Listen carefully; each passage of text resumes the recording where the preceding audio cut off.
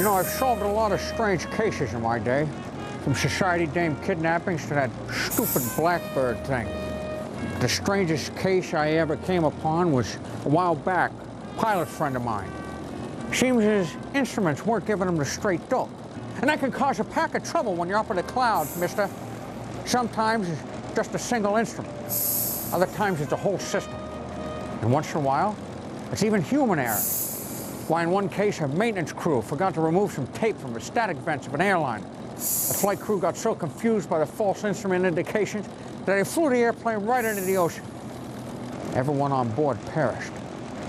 Here's hoping that none of that happens to you, kid. So let's jump into what I like to call the case of the lying instruments. See you around.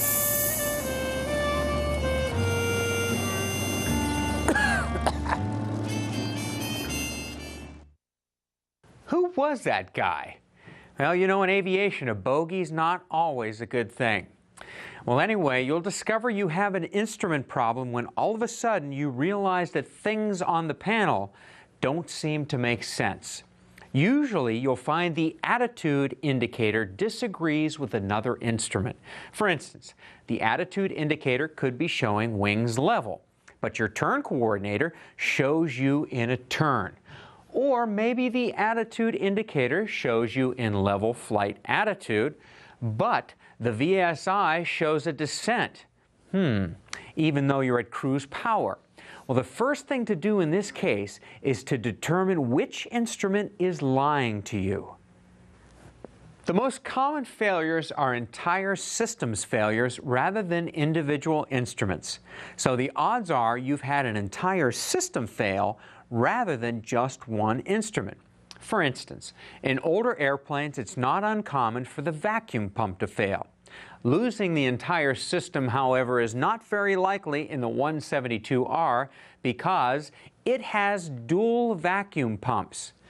But if you're flying another type of airplane without this kind of redundancy, total vacuum system failure is a real possibility. In that case, both the attitude and heading indicators will become unreliable. This looks like the way my parents used to sign my report card. A quick glance at the suction gauge will confirm the problem. There it is, right there. The other system that can cause multiple instruments to fail is the static system. A clogged or blocked static system will cause the airspeed indicator, the altimeter, and the vertical speed indicator to fail simultaneously. So when you have a failure, you should treat it as a system failure and assume that all the instruments on that system have failed. You can add the instruments that prove to be reliable back into your scan later on. But your first priority is to determine which system is lying to you. You do that by checking the reliability of the instruments on each system by comparing them with each other, and then with instruments on another system. Let's take a look at some simple tools you can use to quickly figure out what has failed. Now let's assume your attitude indicator and your VSI disagree with each other. In this case, you could have either a blocked static system or a vacuum system failure. You can troubleshoot this situation by simply making a small pitch change, in this case from attitude up to slightly pitched down, and you'll notice that the attitude indicator responds accurately, but the VSI doesn't.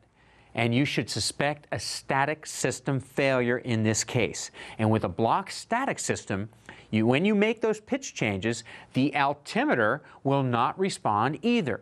The airspeed indicator will give erroneous readings, but the readings will respond in an appropriate manner to pitch changes. If you do have a static system failure, you should remember the old adage, pitch plus power equals performance. You can control the airplane by using the pitch and power combinations that in the past you have learned will give you the performance you want. Then, once you have the airplane under control, you can switch to the alternate static source and restore operation of the system. On the other hand, if you make a small pitch change and the VSI responds, but the attitude indicator doesn't, you should suspect a vacuum system failure.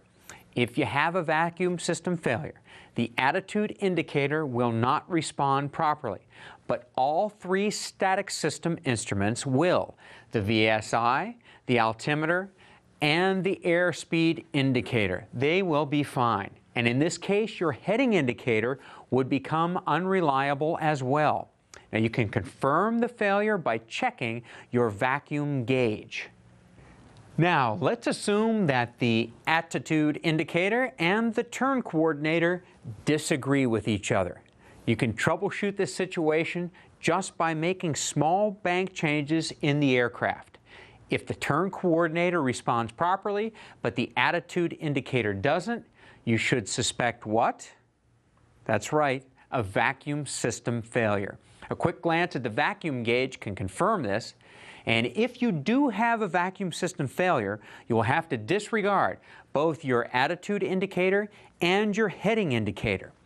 If the vacuum system checks out okay, then you should suspect a failure of the turn coordinator. Either the instrument itself could have failed, or it somehow could have lost electrical power. Now, if it has lost electrical power, a red indicator on the instrument will tell you that very fact. When this red indicator's on, it means this puppy is not getting juice. Now, let's take a look at a case where the attitude indicator disagrees with both the VSI and the turn coordinator. There's only one system failure that can cause this, and that is, that's right, again, it's the vacuum system. Confirm the failure by checking the vacuum gauge, then disregard the heading indicator and the attitude indicator. If the vacuum gauge reads okay, it's possible that just the attitude indicator has failed. So, you can check to see if the heading indicator is reliable by checking it against the compass. If so, include it back in your scan. There is, of course, the chance that you can have other single instrument failures instead of an entire system. Here you use the principle of odd man out. In other words, if one instrument disagrees with all the other instruments, you'd have to suspect that one instrument, would you not? For instance, if the airspeed indicator is giving false indications due to a blocked pitot tube, that could be a single instrument problem. If your airspeed indicator shows decreasing airspeed, while the attitude indicator, altimeter, and VSI all show you in level flight and the power set to cruise, then you'd have to suspect the airspeed indicator.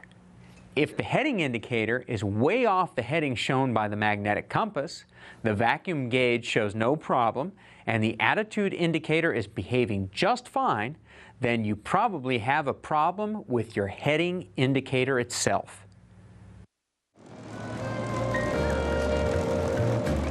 Well, like you just seen, a case of the Lion Instruments wasn't all that tough to crack after all, was it? At least not for an instrument pilot like you, kid. Just remember that when your instruments are having a disagreement, a bit of detective work can help you out. So next time you hear me say, "Here's looking at you, kid," I ain't talking about some dizzy dame. I'm looking at the instrument panel, scanning and cross-checking them instruments, showing them who's boss, trying to figure out which ones might be lying. You're one smart cookie if you do the same. All your instrument flights will end up in the pink, and you won't have to worry about taking the big sleep. See you around, kid. Here's looking at you.